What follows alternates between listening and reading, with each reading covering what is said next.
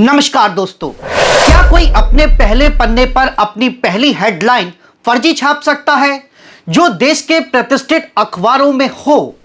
जी हां दोस्तों, अब अचंभे की बात नहीं है कि आपको फेक न्यूज से अवगत कराया जाए, वह भी उस शीर्षक के साथ, भारत ने पाकिस्तान पर की फिर सर्जिकल स्ट्राइक। इस टाइटल के साथ अखबार के आधे पन्ने पर खबर छपी, लगभग 8 कॉलम की खबर में कहा गया कि सेना ने राजौरी पुंछ में एलओसी से 2.5 किलोमीटर अंदर पीओके जाकर कार्रवाई की, जिसमें आतंकियों के 4 लॉन्चिंग पैड तबाह किए गए और 7 से 8 आतंकियों की मौत हुई। ऐसा मंगलवार को दैनिक जागरण अखबार ने किया। खबर प्रकाशित होने के बाद भारतीय सेना ने एक बयान जारी कर उस खबर का खंडन किया है। नमस्कार, मैं मनीष शर्मा, आप देख रहे हैं हिंद वार।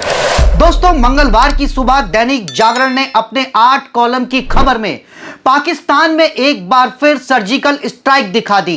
यह खबर बाकी किसी अखबार में नहीं थी, जबकि नवभारत टाइम्स में छपी खबर के अनुसार डिफेंस के जम्बू पीआरओ एक बयान जारी कर कह रहे हैं कि ऐसा कोई भी ऑपरेशन राजौरी पुंछ में नहीं किया गया है।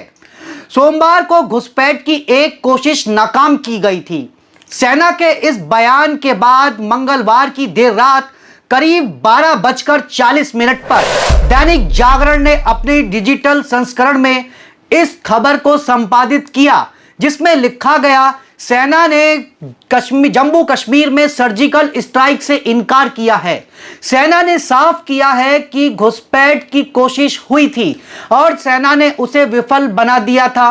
एक बयान जारी कर डिफेंस पीआरओ ने बताया कि दैनिक जागरण में प्रकाशित भारतीय सेना के सर्जिकल स्ट्राइक के समाचार को खारिज करती है। इसे आधिकारिक स्रोतों से पुष्ट नहीं किया गया है, यानी सेना के खंडन के बाद अखबार अपना खंडन प्रकाशित करता है। अब इस खबर को पढ़कर तो आप सब चौंक गए होंगे कि आखिर ऐसा हुआ, फिर से सर्जिकल स्ट्राइक हो गई।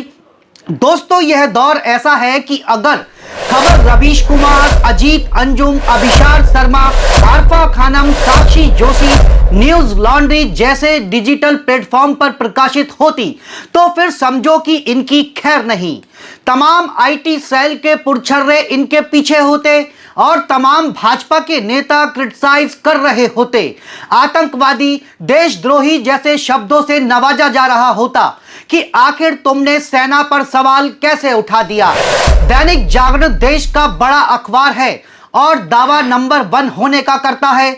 दर्जनों संस्करण हैं, करोड़ों पाठक हैं, जैसा कि अखबार बताता है, लेकिन सत्ता की परम भक्ति में अखबार ने पहले पन्ने पर झूठी खबर प्रकाशित कर दी। अब जब खबर प्रकाशित हो गई तो आईटी सेल वाले कहां रह जाते, लगे खबर को ट्वीट करने। रवि भदौरिया नाम के ट्विटर हैंडल से इस खबर को शेयर करते हुए लिखा गया, भारत के वीर जाबाजों ने फिर पाकिस्तान में घुसकर मारा, चलो पाकिस्तान के दलालों लग जाओ सबूत मांगने।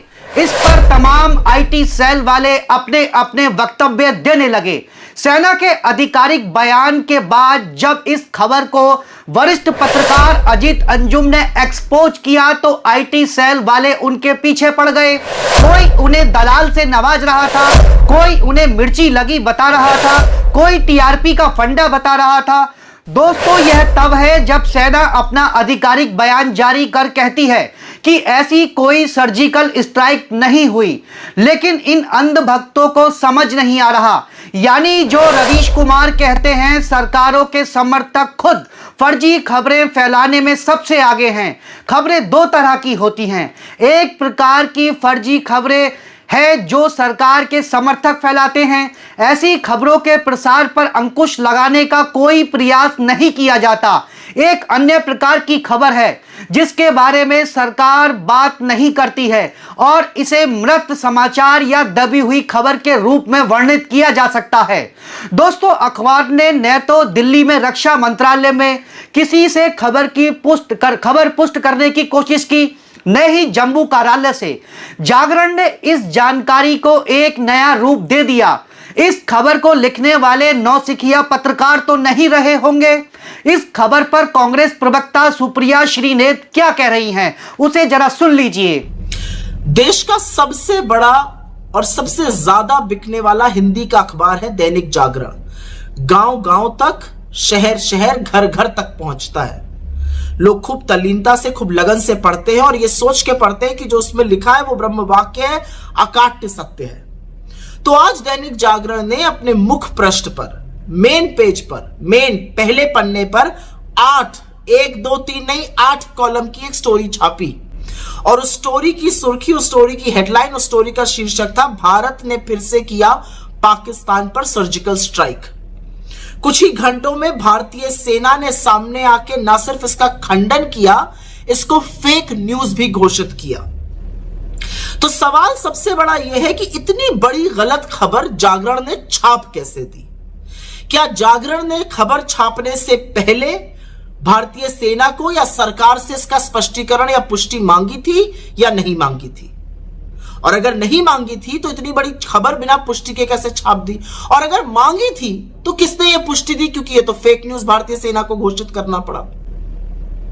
आखिर इस बड़ी खबर के लिए जो गलत साबित हुई, जो फेक न्यूज थी, जिम्मेदार कौन है जागरण में?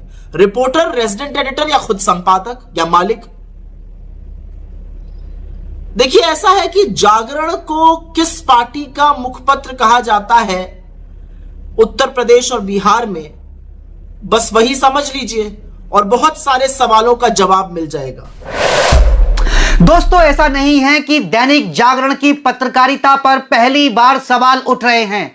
हाल ही में अखबार ने उत्तराखंड के हल्द्वानी में 4 जुलाई की देर शाम नाले के विवाद को लेकर दो पक्षों के विवाद को सांप्रदायिकता का तड़का लगाते हुए माहौल खराब करने की कोशिश की थी।